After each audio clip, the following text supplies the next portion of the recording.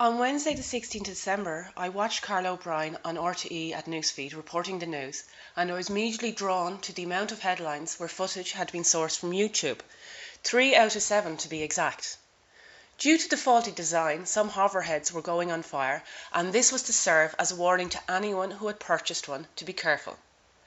To confirm the authenticity of the story, screenshots of Twitter feeds from Amazon, BBC Newsbeat, and Sky appeared on our screens. The second story was that of a cyclist who cycled into a high-speed moving train and was still alive with minor injuries. The final story was the case of the Boomerang bank robber, where a reporter and crew witnessed and filmed a robber leaving the bank, unaware that this was happening. The reporter and crew had been covering a story for a TV station in Iowa, and they had to stop the report as they had to call 911 and report the crime. As I was sitting in front of the television referencing this observation, I also realised that it's been quite some time since I focused solely on one platform of social media. I am usually media meshing, tweeting about news whilst watching it, or media stacking, emailing someone whilst watching the evening news. It seems that our attention span has shorted by all our online reading. A book tells a story from start to finish, including a wealth of background information, whereas online reading tends to go more for the jugular, short, sharp and concise, all references relevant to the story at hand. The way people access the news has changed. Hyperlocal journalism reports the local news about what's happening in the community, either online or in print, and is popular in the UK.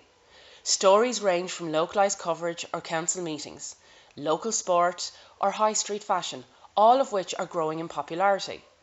Hyperlocal news sites have an important role in that they voice the opinions of the community that would otherwise go underreported by mainstream media outlets.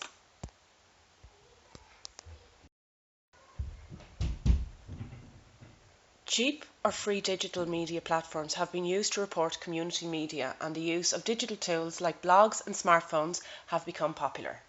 The Broadcasting Association of Ireland found that 52% of the Irish population use these devices weekly to assess news content.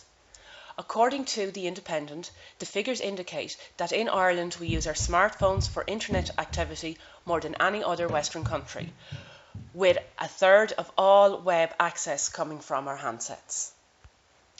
According to Ofcom's findings, there are more than 400 hyperlocal websites in the UK producing original news stories, including Northern Ireland. I could only find one registered hyperlocal website in Ireland, Cullen Diary, which is a local community website set up for the local people to read about local issues. These sites create a good community spirit by bringing people together and giving them access for free to local news that they did not have before. So far this month, the site has had 41,461 views. Hyperlocal news sites and print tend to be free, which encourages people to read them. Melissa Terrace at the University College of London says in her blog, "If you want people to read your papers, make them open access and let the community know via blogs, Twitter, etc. where to get them. Why pay for news in print on a daily or weekly basis when you can access online as soon as it appears?" According to The Independent, news consumption is high in Ireland across all demographics, with 86% of people accessing some news every day. 41% of respondents said that online is their main source, and traditional news sources controlling the remaining 58%.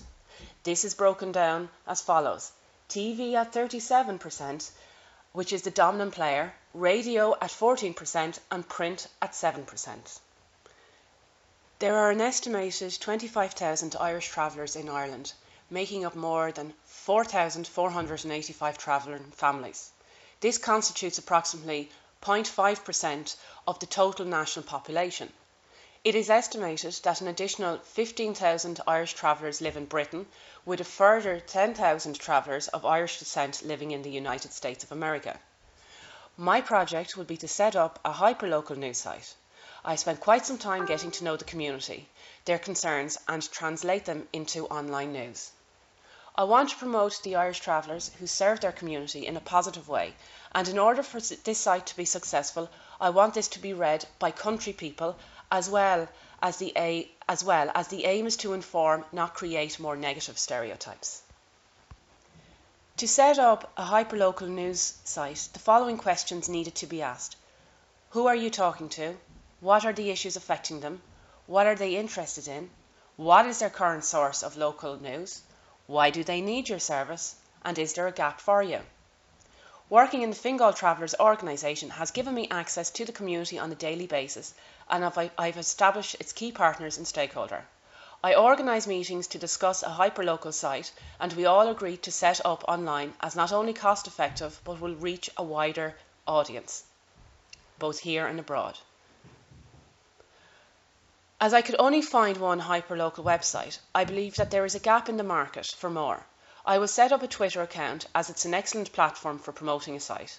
I will also set up a Facebook page to ensure we reach our targeted audience. The future is digital journalism, and as the saying goes, I will start as I mean to go on. Thank you.